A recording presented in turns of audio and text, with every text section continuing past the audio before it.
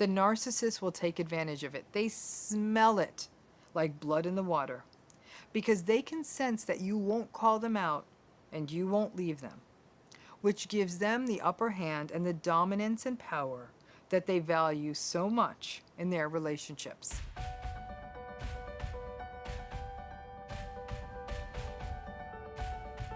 So those of you who have been in narcissistic relationships, you know how it goes down, right? You're doing it, you're getting it right, everything's perfect, but then you make one mistake and boom. So let's talk about this idea that if you're in a narcissistic relationship, you start to feel like you are not ever allowed to make a mistake. Now, when we break down the dynamics of narcissistic relationships, a key dynamic that arises is this concept of walking on eggshells. And a big part of the eggshell walking is the sense that in a narcissistic relationship, you slowly learn that you are not allowed to make a mistake, ever. Narcissistic relationships, for many people, are just a big trauma-bonded mess, full of justifications. Yeah, there's a few good days or hours in there, mixed in with a lot of bad days, but enough good days to keep you in. So let's break down how this might work. Let's say you're having a good day with your narcissistic partner. Things are going smoothly. Your routine, your day, it's flowing smoothly. You laugh at the same things. The two of you are good. You relax.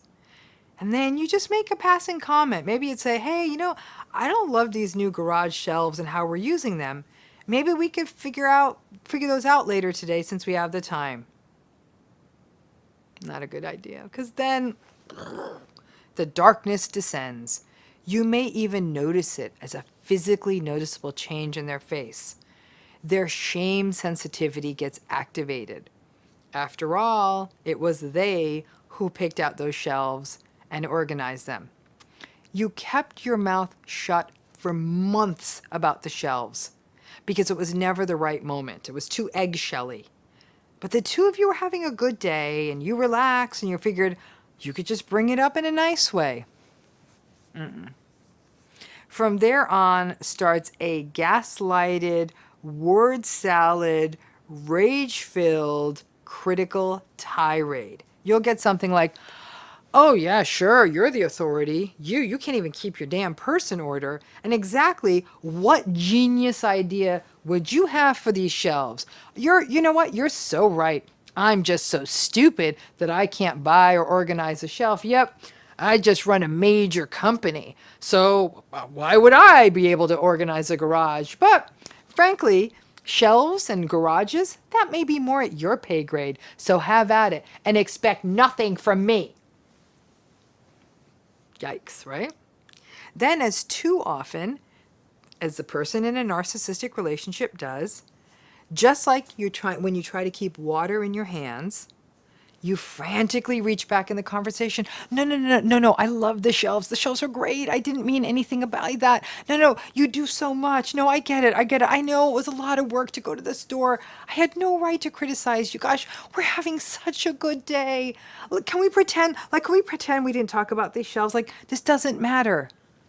It is too late now. Because alas, once that shame rage spiral gets activated, it all spins into oblivion. There is no righting the ship. You make a promise to yourself, I will never make that mistake again. I will never bring up that kind of stuff again. And then those nevers mean that your world narrows and narrows and more topics become off limits. The slow descent into complete self-censorship and a life lined with eggshells. Then when you're jumpy, when you bring up issues down the line and you're like, I don't know if I want to bring this up, then they'll call you out saying, gosh, you're so anxious and meek. Can't win. The basic rule of the narcissistic relationship is that you can get 1,000 things in a row right, but they will still judge you on the basis of the one thing that you got wrong. And everything will be judged from that perspective. A primary element of the narcissistic dynamic is that you always feel the need to sort of start rolling out wheelbarrows of all of the evidence of the things you got right in the relationship and show them the evidence. that they even thought you were right at the time. Don't bother. The narcissistic person does not care.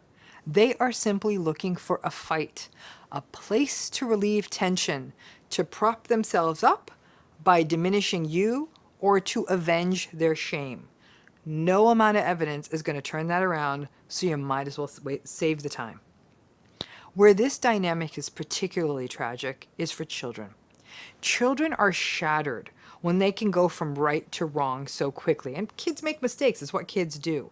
And this really hurts when it feels capricious and disproportionate. Any of you watching this who grew up with a narcissistic parent knows that you live in fear of getting it wrong, of making a mistake all the time, because your parents' rage was often so disproportionate and swift if you made even a little mistake. And then there was the fear that not only they would rage at you, but they would go on to take it out on other members of the family, that you may have even felt the need to protect them, and so you try even harder to not make mistakes. Or, even worse, you knew that there was nobody there who could protect you from the parent's rage.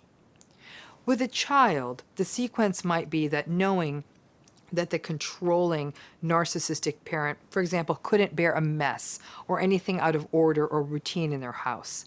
And so even sensing the time of day when the narcissistic parent would be coming home from work or something, the child may become increasingly anxious. And upon hearing the car in the driveway or the sound of the narcissistic parent coming up the steps, they rapidly try and clean up everything so that they're ready and don't get in trouble.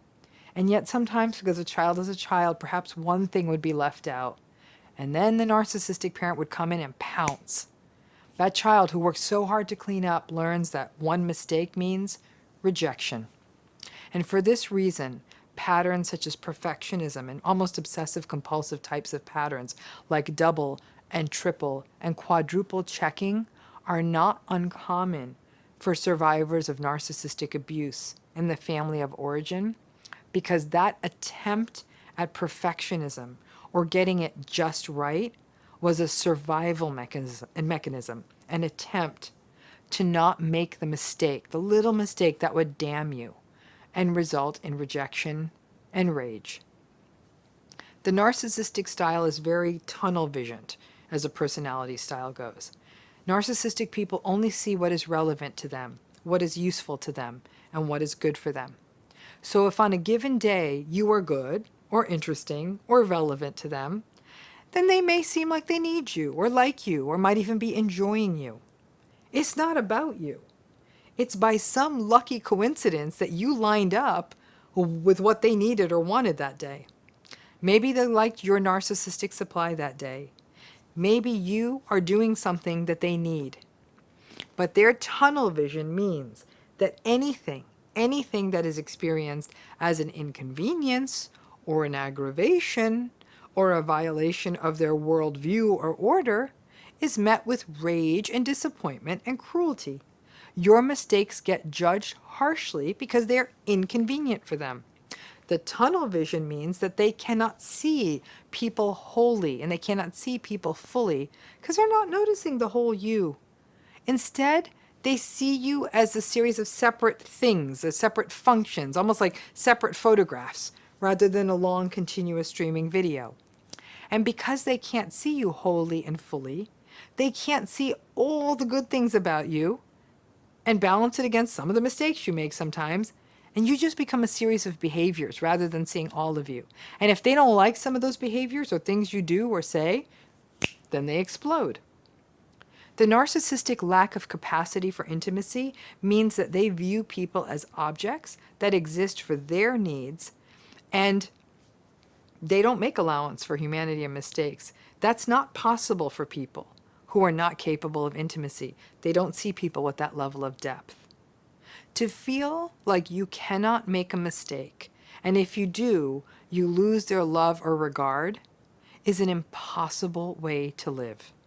It contributes to anxiety, self-doubt, second-guessing, perfectionism, negative self-evaluation, and a constant sense of tension.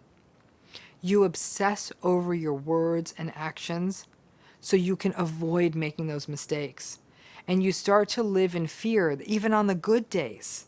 Because because we're all human, at some point you're going to do the wrong thing. And so now, even on the good days, you can't relax. With each passing hour, you can't exhale. Instead, you wait for the other shoe to fall and the day, as always, to descend into judgmental chaos.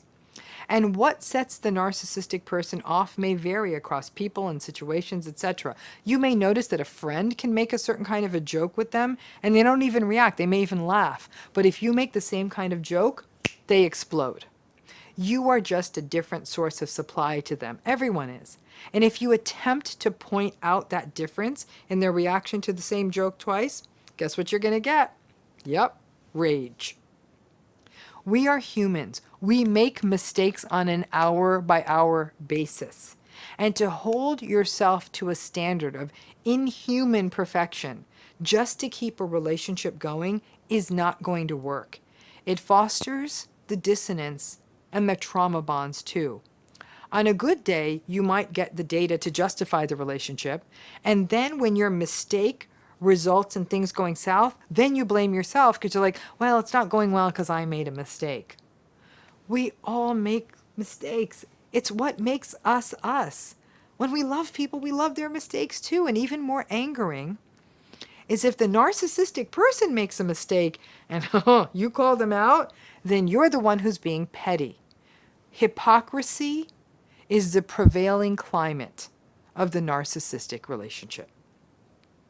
So, in your own life, the next time you make a mistake, please embrace it as your humanness and recognize that the narcissistic person's inevitable rage at your mistake is their wound, not yours, even if it's activating yours. But the core element of walking on eggshells is that fear of making a mistake. One mistake and it's over. It's a terrible and unsustainable way to live. Today we're going to be taking on the question of, why do narcissists need to leave us feeling so small? Before I get to that, just a pitch for my new podcast, Navigating Narcissism. We'd love for you to listen. It's a whole different approach to narcissism than what I do on this YouTube channel, talking with folks who've been through it. Please look at the video notes. You'll get more info on it, and you can listen and subscribe anywhere you get your podcasts. So let's go back to this question. Why do narcissists need to leave us feeling so small? If you have an answer to that question, drop that one in the comments. Here's my answer to that. Why do narcissists have to leave us feeling so small? So they can feel big. And that could be the end of the video, but not actually. But really, that is that. Everyone else needs to be small so they can feel big. Let's break down some of the ways that they do this. The first way they leave us feeling small is comparison. They leave us feeling smaller by comparing us to other people. In an intimate relationship, this may be them noticing other people in an inappropriate way when we're just sitting right there in front of them, or staring at people, or comparing us to other people's spouses, or other people they know, people they see in public, people they see on TV or social media. In families, it's about comparing you to siblings, cousins, other children, or other people, or comparing the entire family to another family. Look at the Joneses. They're so much more together than us. In the workplace, it can be about pitting people against each other to win the boss's favor. It's a form of triangulation, and let's face it, in real life, we can't look like a photoshopped avatar, but ultimately it's not about that. Narcissistic relationships are about always feeling like we have to pedal faster and faster, to do more and more to win them over. They set it up like that. But when they compare you to someone else, you feel smaller. You'd feel not good enough. And what that does is allows them to remain dominant, and you continuing to cater to them and try to be as good as the person they're comparing you to. Comparison has no place in a healthy relationship, especially as a form of criticism. When it happens, step away and disengage and recognize the toxic dynamic that it is. I personally have endured this a lot with a family member, and it broke my heart for years. I still feel very unattractive and less than. But now when this person does it to me after all these years, I just get up and leave wordlessly. Another way they leave us feeling smaller is humiliation and mockery, which obviously is going to make anyone feel small. And sadly, the narcissists go there, often. They may tell you that you're dumb, foolish, unattractive, slow, can't cook, can't drive, can't do anything. They may laugh at you when you make a mistake or when you try something new. Many people will say they lose their courage in narcissistic relationships because they're regularly mocked when they try to do something or try something. It can constrict you and leave you terrified of attempting anything. And if this happened to you in childhood, it can completely silence your willingness to put yourself out there or even drive what feels like social anxiety. Because of this humiliation, of this mockery, you'll feel small, whether this happens with a partner or it happened in your family. And the doubly awful thing they will do is mock you, humiliate, degrade, and laugh at you. And if you do attempt to share your feelings and hurt about their conduct, they will laugh at you some more and tell you, oh, can't you take a joke, or we're just having fun. Third way they make you feel smaller is contempt. It doesn't feel good when someone is disgusted by you. You know what I mean. A person who literally would sneer at you and feel and seem disgusted or dismissive or contemptuous. It's the ultimate in dismissal. Contempt is also often associated with snobbery, things like having contempt for you for wearing the wrong thing or the wrong label or not knowing how to pronounce a word, or about you not knowing about some fancy food or wine or restaurant or some other superficial BS. Contempt may be about you not knowing something. Ugh, what kind of fool doesn't know how to do this or that? It may be about your taste in something. Ugh, that's disgusting. You eat that crap? It may be about your clothes, your appearance, your background, where you grew up, where you live, what you do, what you like. It may even be about your emotion, a contempt or a disgust about your emotional states. And many of you in narcissistic relationships can remember a time when the narcissistic person sneered at your emotional pain as though they were literally allergic to your emotion. It's just a projection on their behalf, but it still hurts. Contempt is a dehumanization, and it makes you feel like a tiny little speck. Narcissistic parents will be contemptuous of your needs and wants and shame you for them. Narcissistic partners may be contemptuous of everything about you, which leaves you feeling not enough and often awkward or unworthy. Narcissistic snobs may have contempt for various aspects of your life. Contempt is how narcissistic people go through relationships, and it always leaves people feeling small. Ironically, John Gottman, the famed marital researcher, says that contempt is a sign that a relationship is pretty much done. And since all narcissistic relationships are characterized by contempt, perhaps the way the syllogism goes then is that if all narcissistic relationships are characterized by contempt, then all narcissistic relationships won't work. But at a minimum, one thing is for sure, contempt always leaves us feeling small. A fourth way they leave us feeling small is betrayal, especially cheating.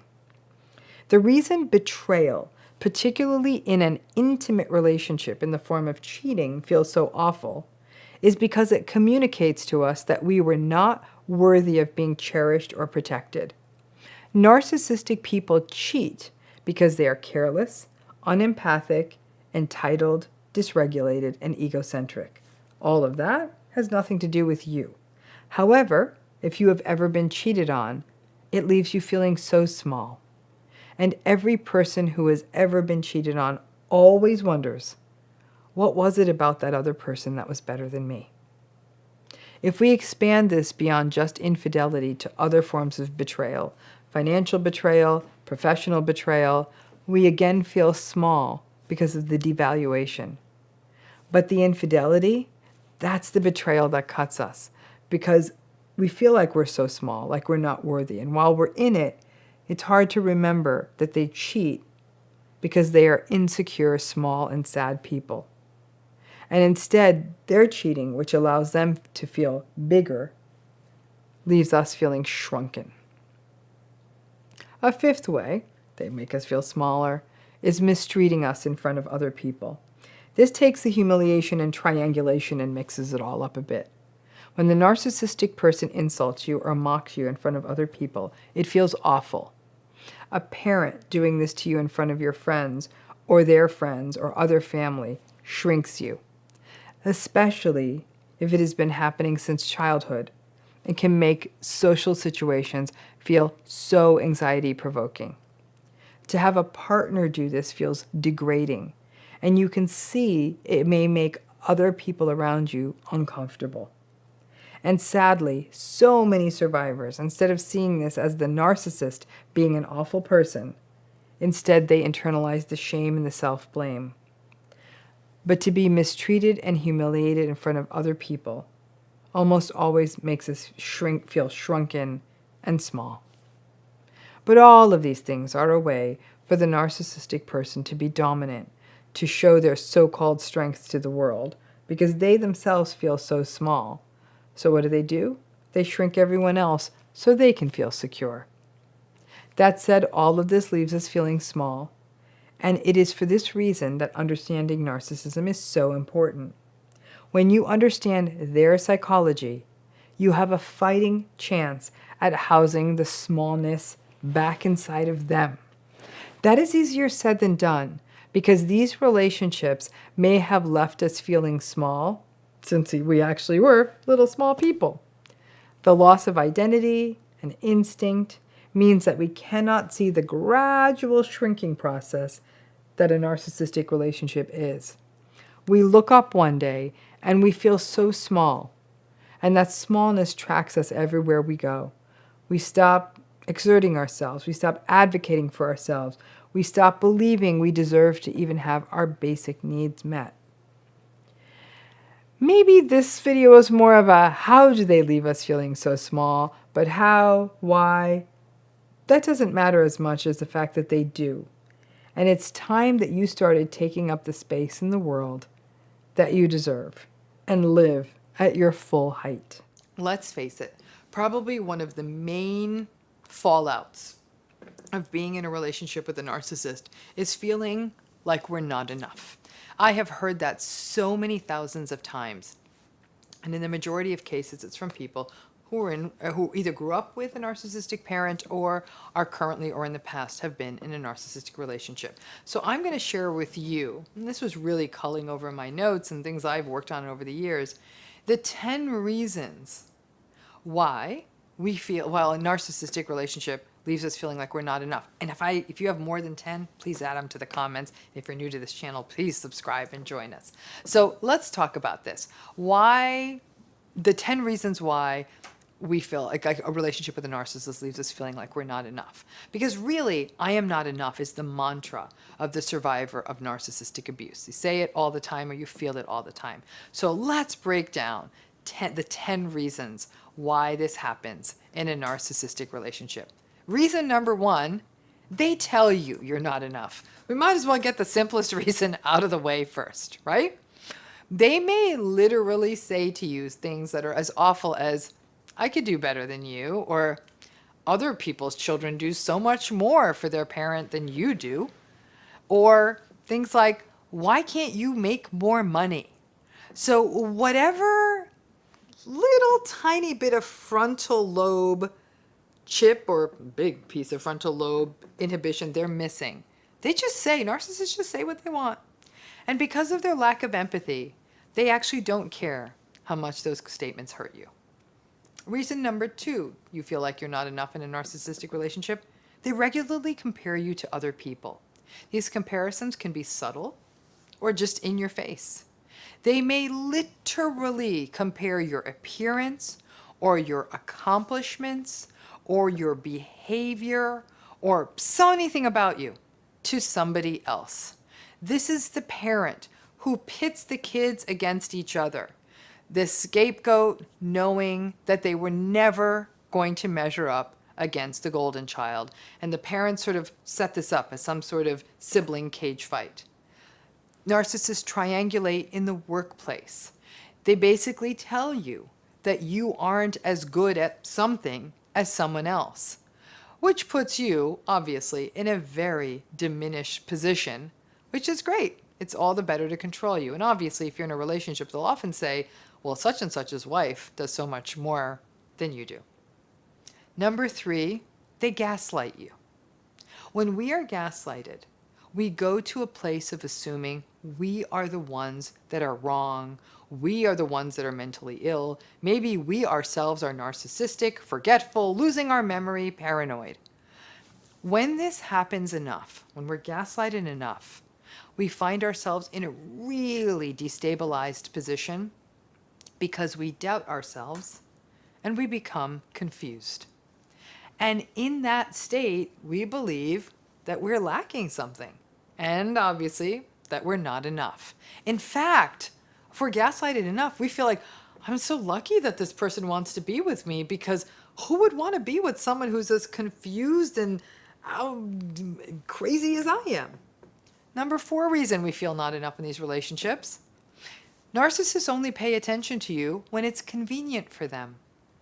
After the initial idealization of your relationship with them becomes a distant memory, the narcissist may pay attention to you only if they need something: sex, attention, validation, a sandwich, a clean shirt, or because they need to take a holiday picture. But you start to recognize that basically they hold you in the same esteem as they do the coffee maker in your kitchen. When we feel as though we do not exist to someone else unless we are relevant to them, that can push us to feel as though we are not enough. Reason number 5 we don't feel enough in these relationships, because they don't listen to us. One of my favorite narcissistic ploys that I've observed is how they so often walk around saying that they have ADHD. So that's why they can't pay attention to you. But interestingly, narcissists who say they have ADD often have more than enough attention span to yammer on about their own lives or to stare at Instagram for 6 consecutive hours. Being in the presence of someone who does not hear you, who does not see you, is dehumanizing, and it contributes very much to this feeling of being not enough. The 6th reason is they say weird, manipulative stuff like, nobody will ever love you the way I do. That is a classical narcissistic ploy that oddly, it's supposed to feel special, but it is actually devaluing. Why wouldn't somebody love me as much as you do? Why wouldn't someone love you as much as this person says they do? You're wonderful. Someone else would see your wonderfulness too. Those kinds of subtle, passive-aggressive digs over time leave you feeling like you are lucky that they're even with you, leaving you feel like you're not enough. Reason number 7 is narcissists have contempt for all of us. Contempt is a soul killer, and it is a classical dynamic in narcissistic relationships. They have contempt for your interests, contempt for your preferences, and in some cases, they just have contempt for you. They look at you with disgust. And that can come out in a million invalidating ways, from just a sneering rejection of you to a sense of snobbery, or just a world that has been created in your life with them in which you just often feel stupid. When you are in the face of someone who is contemptuous, I can guarantee you will feel like you're not enough. The 8th reason we don't feel enough is how much time narcissists get lost in social media. They either covet the life of other people or inappropriately covet other people. For example, they might like images from inappropriately young or inappropriately underdressed men or women when they are already in a relationship themselves. They think that people covet their own lives and their fancy images of their lives, and they give the best of themselves to this artificial universe of social media and nothing to their real life. Sometimes they'll say it's under the guise of, I'm on social media because it's work, it's for my brand. You will then wonder why a random gal in Miami is getting more regard from your partner than you, and you wonder if that's part of their job description. And a partner choosing this alternate and false universe of social media feels negating and contributes to feeling, yep, you got it, not enough. Reason number 9 we often feel like we're not enough with the narcissist is that sometimes they cheat on us. Now, not all narcissists cheat, but when they do, many people struggle with that sense of, I must not be enough, because if I was, they would have stayed with me. Or if I'd been enough, they wouldn't have needed to stray or wander. What's interesting is narcissists cheat because they are validation seeking, novelty seeking, entitled, and lack empathy. Actually, they aren't even thinking about you and your enoughness when they cheat. They're only thinking about themselves.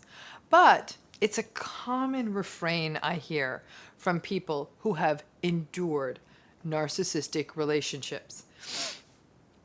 They endure them, they just get cheated on, and they're like, yep, I'm not enough. And reason number 10, we feel like we're not enough in these relationships, is because the narcissists feel like they're not enough.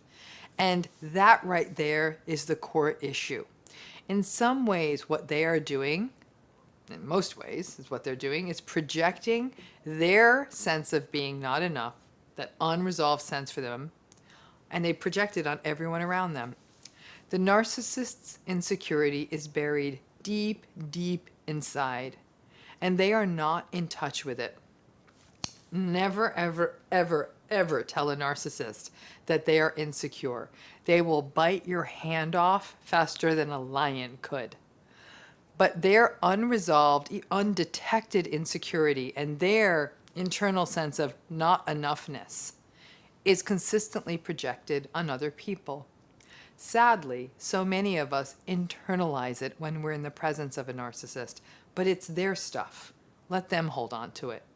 And when you can get there, perhaps you can see it, their not enoughness, their sense of insecurity. Perhaps one day you'll see it from a lens of compassion from a distance and slowly cultivate other, healthier spaces in your life. For people who grew up with narcissistic parents, the theme of not enough is a legacy issue, one that got shaped by a parent or parents who were unavailable, inconsistent, manipulative, abusive, or who felt not enough themselves and projected that into their child. And all of that gets integrated into the child's identity. When the not enough script has early origins, it's much harder to shake, and sadly can result in a sort of unconscious drift to choosing and enduring a narcissistic and difficult partner. However, I don't believe that this is our destiny to forever feel not enough. I think that loud chorus of voices so many of us hear in our heads telling us we are not enough, at a minimum, we can turn the volume down. Will those whispers of not enoughness probably always last? Yeah. But at some point, we can recognize that they are merely the broken voices of other people we have internalized. And one day, you might feel brave enough to just reach in, pull them out, and silence them once and for all. I'm a big believer that people are enough by dint of their existence, by dint of just getting through the days. And this idea of not enoughness has very wide, deep roots. But these are probably the top 10 reasons why people in narcissistic relationships so often feel like they're not enough. So let's talk about this idea of self-devaluation. Negative self-talk is a classical pattern observed in people who are experiencing narcissistic abuse. It can be anything from saying, I'm unattractive, to I'm stupid, I'm bad at everything, I can't do anything, I'm just a bad person who is unqualified. Now, self-devaluation isn't just negative self-talk. It's also not valuing yourself, particularly in terms of self-care. And I don't mean go to a spa self-care. I mean not eating right, not exercising, not looking after your health. After years in a narcissistic relationship, you have been devalued for so long that it almost takes away the incentive, or basically there's almost a value to you not taking care of you. Why would you? You're always told you're no good. And this can really have long-term effects, because not only are you then enduring the mental health effects of narcissistic abuse, but also the physiological effects of poor self-care over time, like not getting preventative health care screenings. Self-devaluation also manifests in the choices that you make for yourself. Obviously, the most compelling is if you choose a bad partner for yourself. And honestly, this can happen as a byproduct of the long-term self-devaluation that started for you because you're from a narcissistic family. And you may, upon meeting a narcissistic partner, take the stance of, maybe this is all I deserve. You may also devalue yourself in the way that you may not push yourself in your education, or choose the better of the schools you were accepted to, or choose a job below your skill set or what you want because you don't think you could do well in another job, or you sort of almost have no right to take a better job. I see this happen all the time. People who simply don't value themselves. They just don't give something a shot. They don't try for the promotion. They may, for example, not allow themselves to accept a transfer to a new city that could advance their job responsibilities as part of the self-devaluation. And it really means that you don't value yourself enough to pursue your aspirations or your dreams after years of hearing, again, you're not good enough. So the things you eat, the company you keep, the job you take, the words you say about yourself can all be examples of self-devaluation. When you are experiencing narcissistic abuse, the gaslighting, the manipulation, the contempt, the devaluation, and the invalidation all together take a cumulative toll. In essence, you internalize all of this, all of what the narcissist is saying, into your self-talk. So let's take a step back and think about what I've said in the past about cognitive dissonance. The bottom line is this: we don't like psychological tension. So what do we do when we need to break that cognitive tension? And that's where cognitive dissonance comes into play. As you know from prior videos, it's how people get stuck in narcissistic relationships. You justify and rationalize their bad behavior as a way of almost reducing the tension of, I don't want to leave this, I'm scared. And it plays a role, though, in the narcissistic relationship, it plays a role in how you value yourself. The tension between someone invalidating, insulting, dismissing, or gaslighting you, all of that's happening. At the same time, you're trying to maintain the thought that you're a good person who deserves to succeed and are a lovely person all around. That doesn't fit. So there's only two ways to make it fit. Number one, stop listening to the narcissist or get away from the narcissist. Or number two, shift how you think about yourself. You have to think badly about yourself to be with somebody who thinks badly about you. So the majority of people, rather tragically, choose option two. The way you think about yourself and value yourself or devalue yourself is also how you present yourself. If you think you are a sloppy, not good enough, untalented hack, that's not exactly you putting your best face forward. Many people in narcissistic relationships take the sort of virtue of humility and maybe a little bit of self-effacement to an incredibly unhealthy level. In some ways, maintaining that devalued sense of self makes the narcissistic relationship make sense. Well, they're invalidating me, and I suck, so it all makes sense. What is so tragic is that some of you may have believed and had this self-devaluation, believed these negative things about yourself before a narcissistic relationship. But in some cases, some of you may have actually been rather self-confident people before you met your narcissist. And then, over time, you got worn down to where you actually believed the negative self-talk. You lived in it as though it is a reality. Now, interestingly, this legacy of narcissistic abuse actually kind of works for the narcissist. They like your self-devaluation. They don't want to compete with you. And at some level, they kind of like for you to know your place. In some cases, there is a hope. I know that some of you maintain this hope that maybe your narcissist, today they'll correct my negative self-talk. So let me say as an example, let's say you disparage your appearance. There could be a hope of you, for example, you saying, oh, I feel like I'm unattractive, that they turn around and say, no, no, no, you're absolutely beautiful. What you're more likely to get from them is, well, if you say you're not attractive, they say, yeah, you could stand to lose a few pounds. Or it may be that you say about yourself, oh, I'm so stupid. I don't think I did that report or that task right at work. And you know what you're more likely to get back from your narcissist? They'll say, hopefully the boss cuts you some slack and lets you get away with doing a bad job. Instead of, don't worry about it, you're great at your job, it'll be okay. And as I said before, if you came from a narcissistic family of origin, this negative self-talk is literally baked into you and can be a very difficult habit and identity to break. And frankly, at some level, the narcissists kind of look for this self-devaluation style.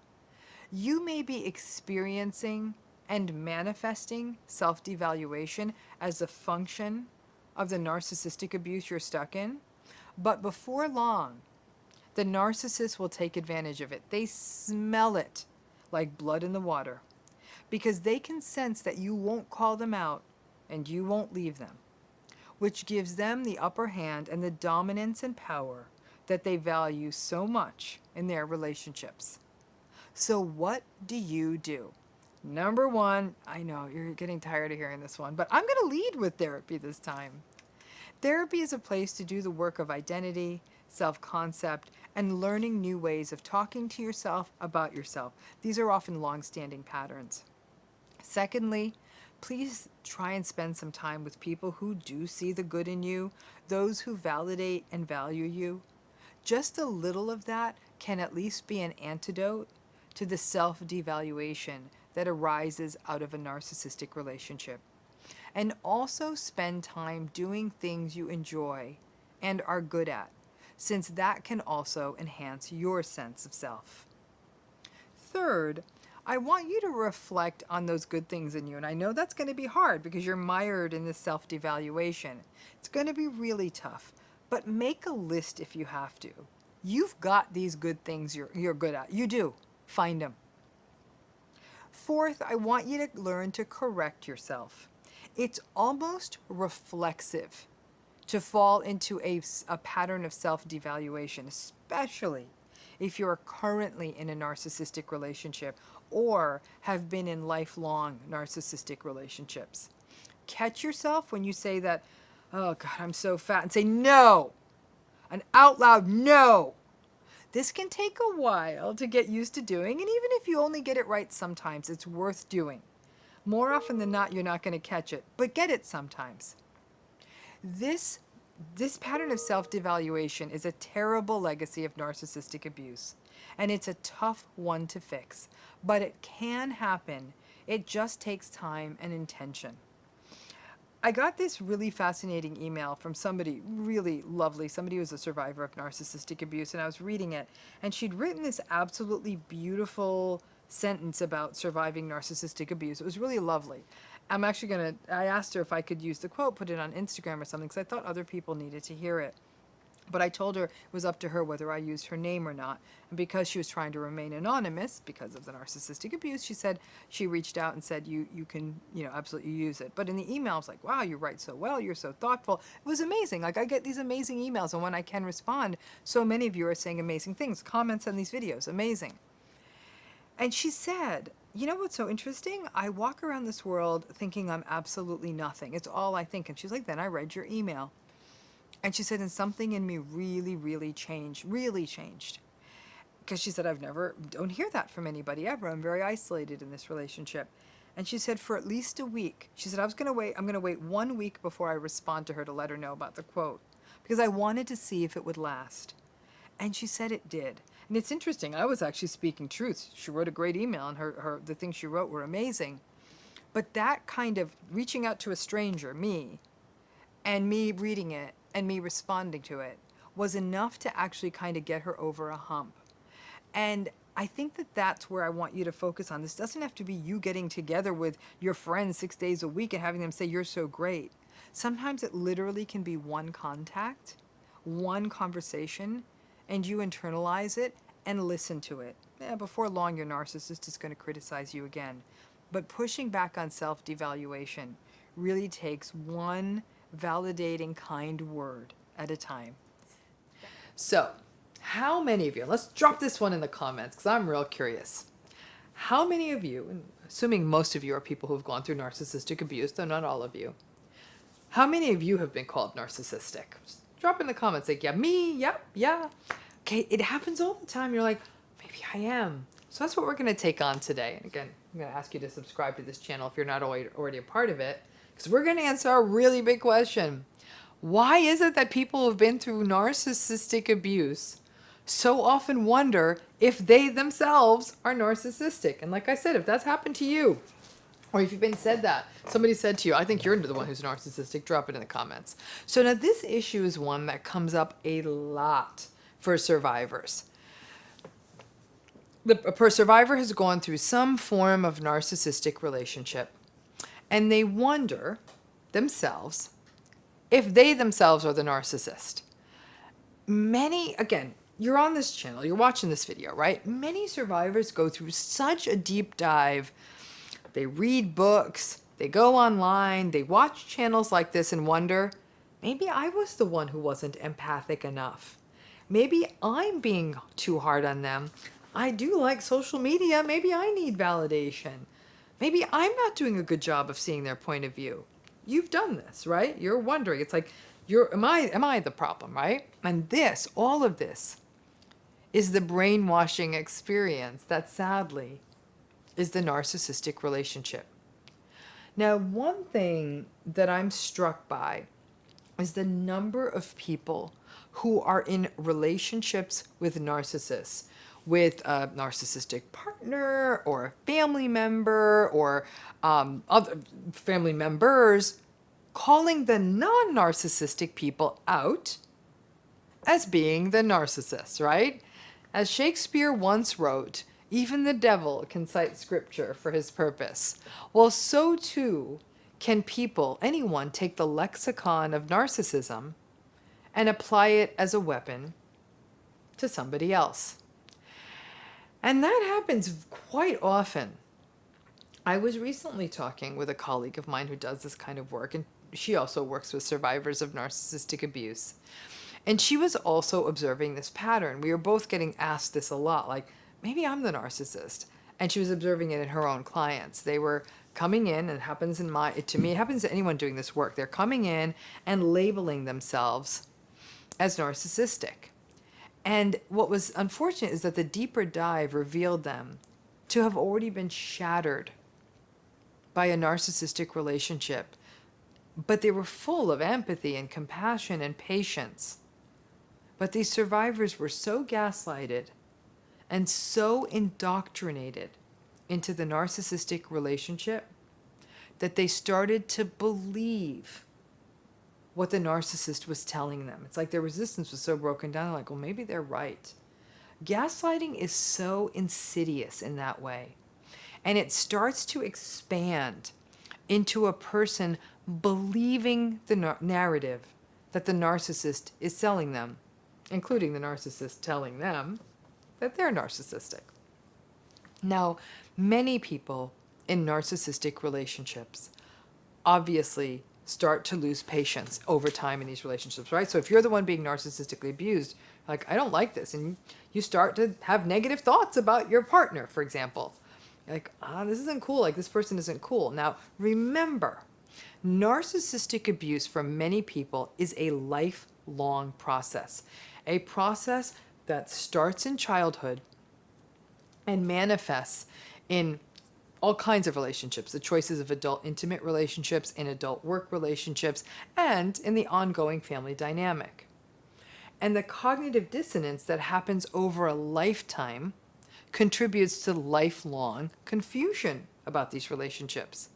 Let's face it, there's no 5-year-old child is out there calling his mother or father out as a narcissist. That 5-year-old child may realize something's probably not right, it doesn't feel good, but it's incredibly destabilizing, if not downright impossible, for a child to believe that their parent is bad. So they start blaming themselves, or they accept that what's happening in their family is normal, and they assume that all families are like this. If you take that mindset into adulthood, you can easily see how it sustains in a person's thinking, and a person will continue to blame themselves for a narcissistic adult's bad behavior in their life, a partner or something like that. It's like reverse projection, right? When you might internalize the bad behavior of the other person. The fact is, if you spend enough time with a narcissist, you may very well start wondering if these are your patterns. And it's not the other person, it's you. Again, I'm back on the Nietzsche kick, but Nietzsche said it, if you gaze long enough into an abyss, the abyss also gazes into you. And that's when you can sort of feel like, am I getting these qualities as well? We are so culturally indoctrinated in this idea that we're never really supposed to say bad things about our parents or our spouses, especially you're not supposed to say it about the more powerful spouse. You're not supposed to say bad things about family members. Old, tired adages out there like, if you don't have anything nice to say, don't say anything. Well, that's exactly when you should be talking. And then that translates into believing that we are bad people if we even think these negative things about these significant people in our life. Think about it. Whether it's the fourth commandment, whether it's religious teachings from any religion, over and over, what did they say? Honor thy mother and father. They didn't talk about narcissism in the fourth commandment. They're like, blindly honor them. Again, a sentiment that's reproduced in the religious texts of all major world religions. So when a person who is being narcissistically abused, especially if that started in childhood, starts thinking badly about their mom or their dad or their husband or their wife or their partner or their adult child or their boss or their sibling, they may very well start thinking of themselves as a bad person, and may even extend that farther and say, oh, I think these terrible things about my mother, maybe I'm a narcissist. I get messages every single day from people who say, maybe I'm the narcissist. And when I do have the opportunity to talk to the person, I ask them, do you have empathy? Real empathy? Not the made-up salesperson, manipulative, mimicky BS empathy. I mean real empathy. Do you value other people? Do you respect them? Even when their opinions are different than you, can you respect their opinions? Or at least hear them? Are you able to regulate your emotions appropriately? Are you aware of your impact on other people? And I guess if a person isn't aware of their impact on other people, they won't be able to answer that. Are you able to do things like wait in line, follow the rules, recognize that the rules apply to you?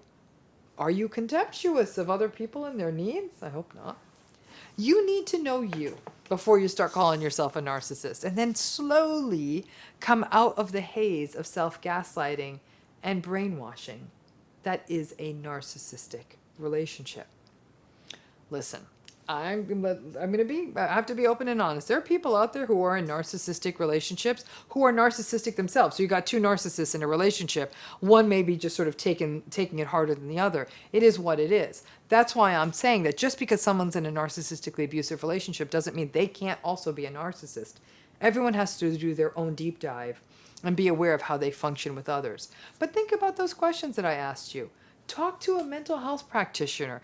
Be self-reflective. If it turns out that you do have a narcissistic personality pattern and you're committed to changing them, then make the change. It's not impossible. The reason they rarely change is because they don't think anything's wrong. But if you're the one who does, then great, change it.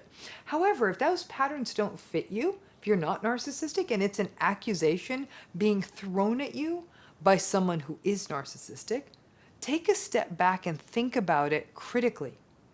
It's exhausting to survive a narcissistic relationship, but holding on to your reality is the most important thing a person can do. Don't waste your time trying to convince a narcissist who is accusing you of being narcissistic that you aren't. Just smile politely when they start calling you narcissistic and start disengaging. Otherwise, you will spend your life in an eternal hell of constantly defending yourself against someone who isn't listening to you in the first place.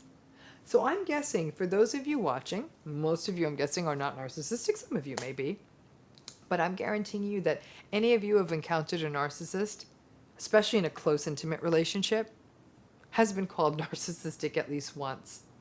And for many people who really feel that guilt over, like, I can't believe I'm thinking these terrible thoughts about my partner or my parent, maybe I'm the bad person. That is a very, very normal reaction to that experience. But the trick then is you can work through those negative feelings. But if they're really based on patterns that you're experiencing, it's okay. It's okay to feel those things. It doesn't make you a bad person to just have an honest feeling. And it sure as heck doesn't make you a narcissist. So, you know what? It's like you sort of hold up that mirror and hope it just bounces right back at them. Thanks again for tuning in. Please, as always, subscribe to this channel if you're new, and we look forward to seeing you next time.